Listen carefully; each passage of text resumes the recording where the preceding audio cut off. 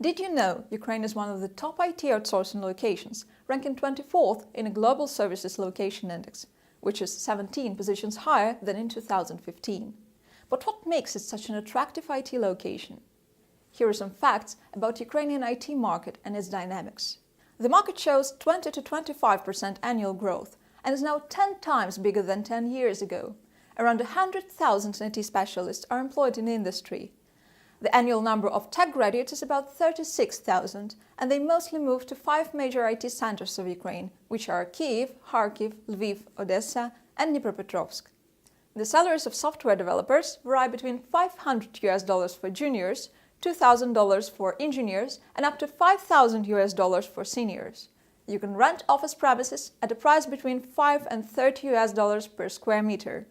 Ukraine is a location for outsourcing and R&D offices of Samsung, Luxoft, Ciklum, GlobalLogic, EPAM, and other major tech companies.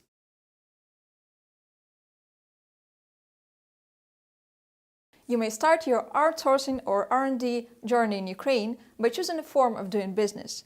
As with most countries, the choice lies between a representative office of your company in Ukraine and a subsidiary company. A representative office is quite rarely chosen by foreign companies as a form of doing business in Ukraine. The reason is a long incorporation procedure, which may take up to 3 or 4 months, and high official fees for incorporation, that is $2,500. The main advantage a representative office has to offer over any other form is that it can employ foreign citizens without obtaining work permits from Ukrainian authorities. Most businesses choose to work from a Ukrainian local subsidiary company. Its key advantages over a representative office is short and simple procedure of establishment and no substantial official fees for incorporation. There are several types of companies one can choose to establish a subsidiary. The most commonly used one is a limited liability company, or an LLC, which is a close equivalent of the UK Ltd, German GmbH, and the US C Corporation.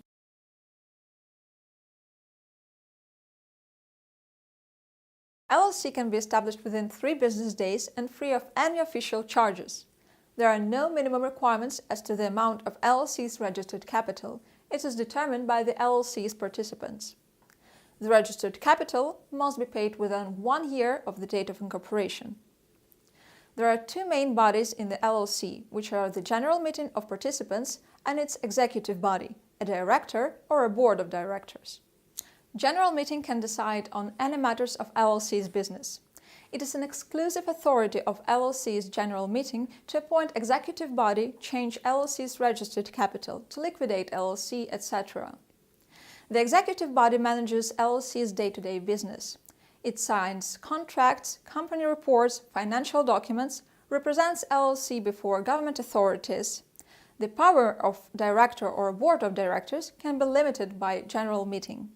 Mother company can finance its Ukrainian subsidiary via registered capital contributions, tax-free option, loans, or contracts, for example, software development contracts.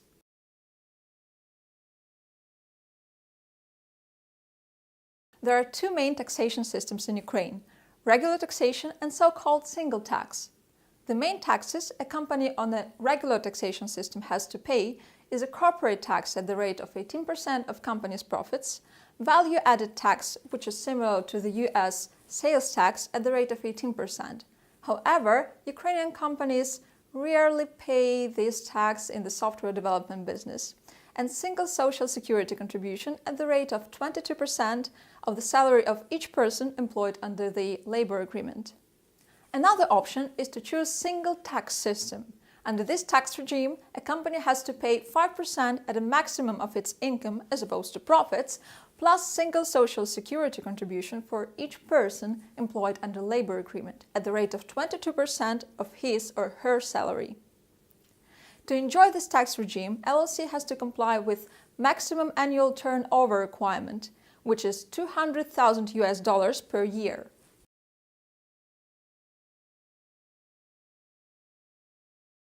You can work with your developers and other IT personnel by employing them under labor contract or engaging as individual entrepreneurs or sole traders.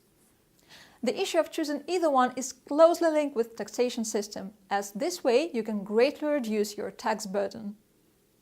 Employing developers under labor agreement results in them paying taxes at the total rate of about 41.5% as individual income tax, single social security contribution, etc. Retaining personnel under software development agreement usually works where your developers are registered as individual entrepreneurs and use single tax system as described above.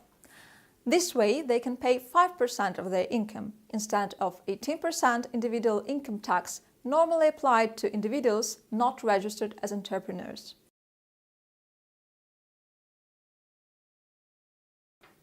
Ukraine is a party to Berne Convention for protection of literary and artistic works.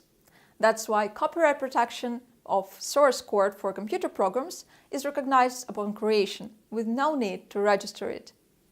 By default, the rights to the created software belong to both the developer, either employed or retained under the contract, and the client.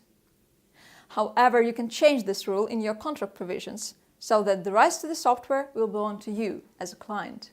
And what questions do you ask when choosing your perfect outsourcing locations? You can share your ideas in the comments under this video. Subscribe to our channel and follow us on Facebook and LinkedIn. See you soon!